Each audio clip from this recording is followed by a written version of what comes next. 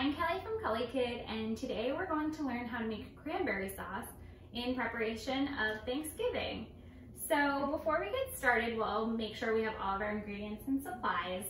So for this, we'll need a 12-ounce bag of cranberries, an orange, sugar, cinnamon, and salt.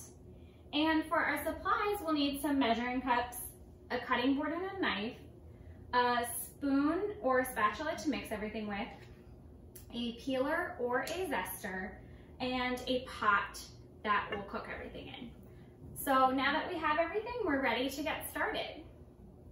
And before we start, we always make sure we wash our hands with soap and water. So I've already done that, so I'm ready to get started with our first step. So we're going to just be putting all of our ingredients right into our pot. So I'm gonna put this over here and it'll be ready for us as we prepare our ingredients. So the first thing I'm going to add is going to be our bag of cranberries. So I'm going to go ahead and get this open. And you always want to rinse cranberries and other produce before you use it. So this has some holes in the bag, so we can rinse them right in the bag, or you can use a colander and do it that way. So we're just going to rinse under cold water. Okay, and we'll let that drain out. Okay, and now we will dump this whole thing into our pot. And next we're going to add water. So we need half a cup of water. So we find our half cup line on our measuring cup, and then we'll fill it up to there. You want to make sure to get to eye level to make sure it's right. Okay, and then we'll pour that in as well. And with our orange, we're going to use both some of the peel and the juice from the inside. So I'm going to start with the peel. I'm going to use a peeler and just peel off a couple of pieces. But if you prefer or you don't have a peeler, you can use a zester and just zest in some of the pieces. And so at the end, we will take out our peels because we are not going to eat them. But if you zest them, the pieces will be small enough that you don't have to take it out. So now we are going to cut our orange in half. So we're holding our knife properly with our pinch at the blade and wrapping our fingers around. We're using a bear claw with our fingers, making sure we keep this nice and sturdy while also not getting our fingers in the way. And just slice through. And we're going to squeeze our orange juice into here to make sure we have enough. I have a pretty big orange, so I think that all of the juice from this will give me half a cup.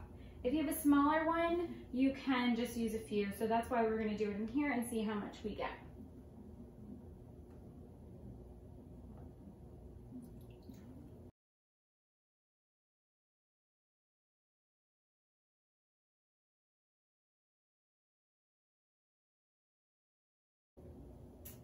Okay, so right now we're at a quarter cup, but I can tell there's still some juice in here. So we're just gonna break it apart a little bit and do smaller pieces until we get all of the juice out.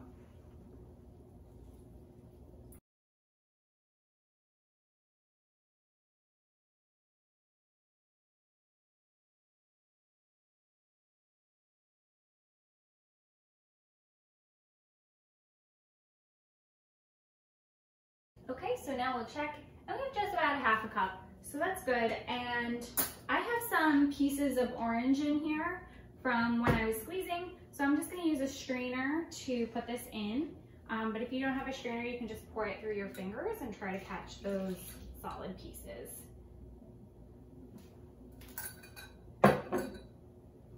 Okay, and now we're going to add our sugar.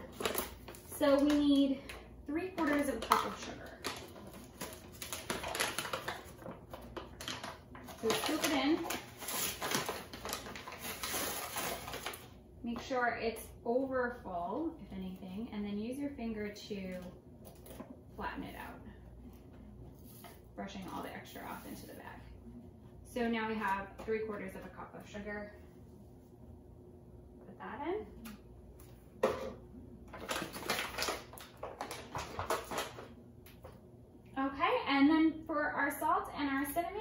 do a sprinkle of each. So if you have cinnamon sticks, that works really well here too, and you just want to take it out at the end.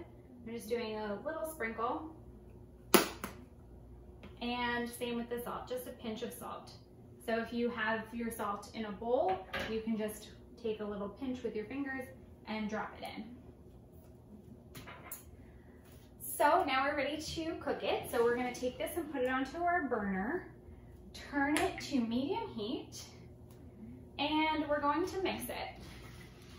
Make sure we get it all nice and combined. You see the sugar still on top.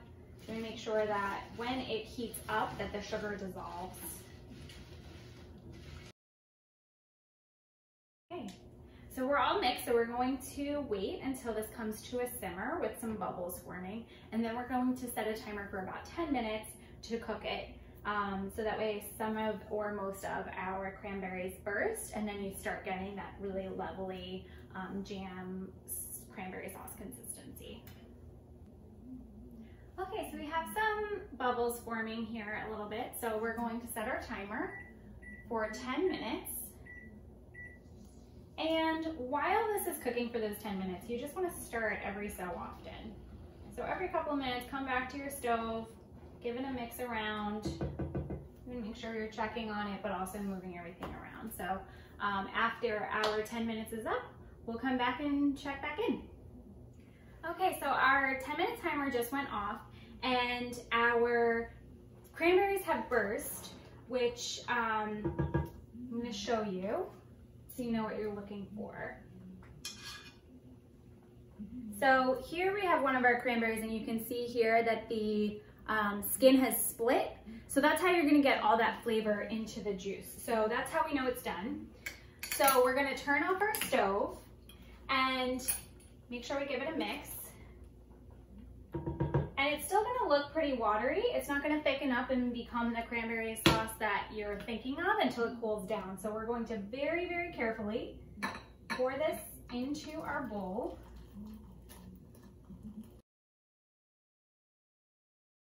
Okay. And remember, we put those orange peels in there, so we need to get those out. You can wait until it cools, so it's a little bit easier. I see this one right here, so I'm just gonna pull it out. And you're gonna want this to cool for about 30 minutes and then put it in the fridge. Most people like to eat their cranberry sauce cold. And then that's, like I said, when it's gonna thicken up as well. So not too hard, some basic ingredients, and you can put this together in about 15 minutes. So you just made some delicious cranberry sauce for Thanksgiving. Enjoy.